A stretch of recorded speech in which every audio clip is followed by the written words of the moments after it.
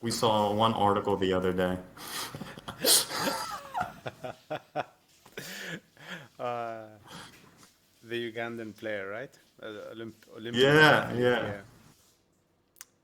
Fabulous guy. So, what was his name? Uh, Good luck pronouncing it. his name is Julius one second. Siskitoleko. We apologize to all I'm Ugandans. sorry if yeah, I'm sorry if I butchered the name, but honestly it's double Sekitoleko. Julius Sekitoleko. Yeah. Julius Sekitoleko. Right? S- I probably offended a whole bunch of people. That's fine.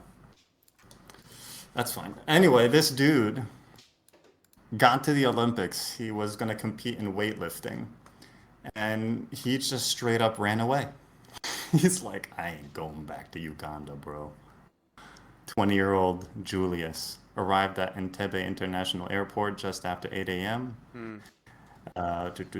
After But clearing immigration, remained at the airport more than 2 hours. Do, do, do. He, according he, to the article that here it says that he failed to qualify. So basically, he went for the pre-qualifications in Japan, and he failed to qualify for the Olympic Games after he arrived in Japan. But he didn't want to go back to Uganda. Which is like, no, no, I'm not gonna go back there. And then what did he do? He just sent his belongings to his wife, and he's like, okay, bye. just is like, I'm gonna chill with the Japanese people now. I'm gonna blend in. Yeah, Oh, like he just went to a different city that's 200 kilometers away. Like this guy really like he's running away from from something. you don't think they're gonna look for him? I think it's gonna be pretty easy to find him. The tall African dude in in a country of small, pasty Asians.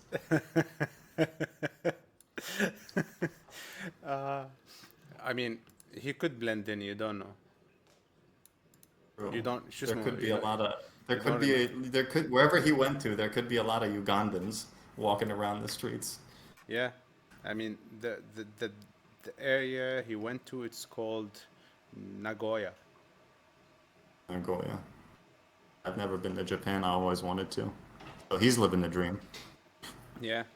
But you know what's funny that he's not the first guy to do this. Even the old Olympics, I mean the past Olympics, 2016 and 2012, a lot of people just ran away. I remember seeing these guys that in the rugby sevens from also Uganda went missing after competing in the 2014 Commonwealth in Glasgow. They just went there to Glasgow and they would seek asylum. So it's Things are not going too well in in Uganda, apparently. They keep losing players.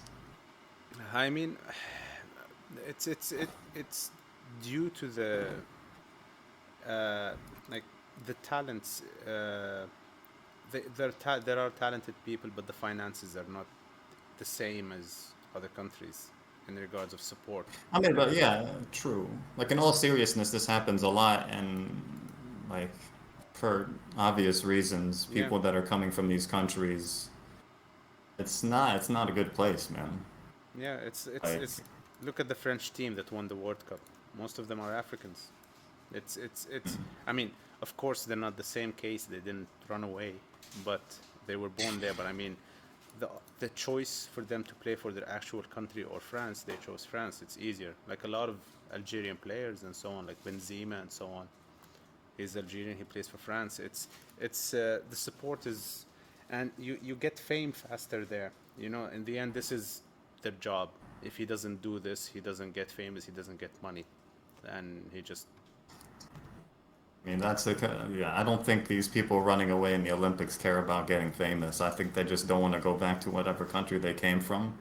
There was that those the people from Belarus, yeah, the Belarus. Yeah, yeah. Belarusian Olympic, yeah, the sprinter. I definitely can't pronounce that name. Chris Chris, Christesina. Christina, just Good luck, Christina. Yeah. No, Christesina. I tried the first Yeah, time. I failed. so yeah. So it's all political. Her statement about not wanting to go back, and now she's exiled. It's like I don't. I think it's more than just like choosing to play for one country over the other for fame. Hmm. It's they not wanting to go back to wherever they're from. It's because it's a shame. Yeah, I mean, it's a shame, and I totally get it. But at the same,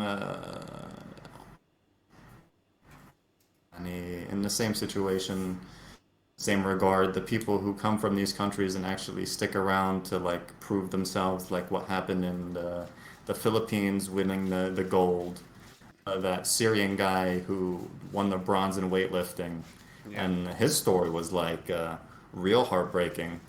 Like they had like pictures of his shoes. They looked like flip-flops.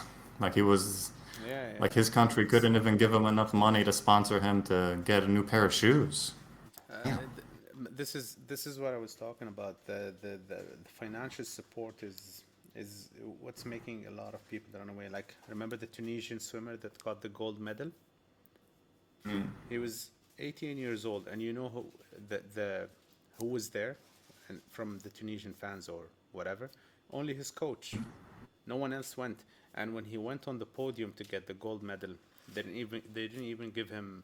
Yeah, he doesn't even have an actual outfit. He just wore the swim shorts that he wore and the T-shirt that he wore before going into the water.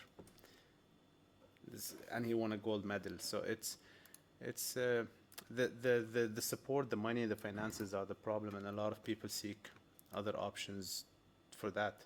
After all, this is their income. I mean, not in the case of the guy True. who I won. mean, we talked about it the last time, Yeah, Yani. It's it's their one way out, and yeah, it's I don't know.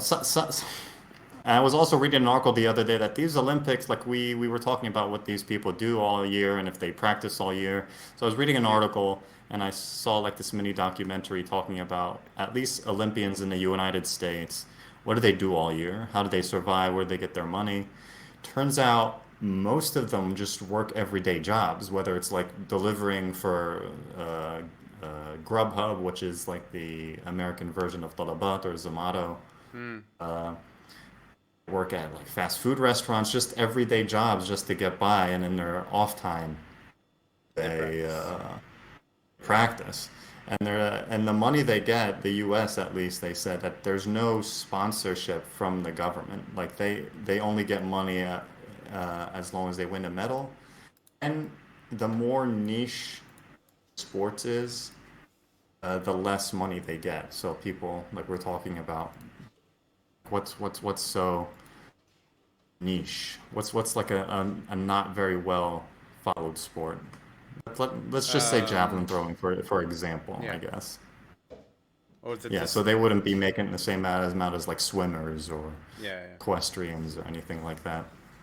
Uh, yeah, so what and the money they get is like not that much, like at all. Even the ones that are higher ups. So That's sad actually, because if yeah. you look at other sports, it's a lot of money.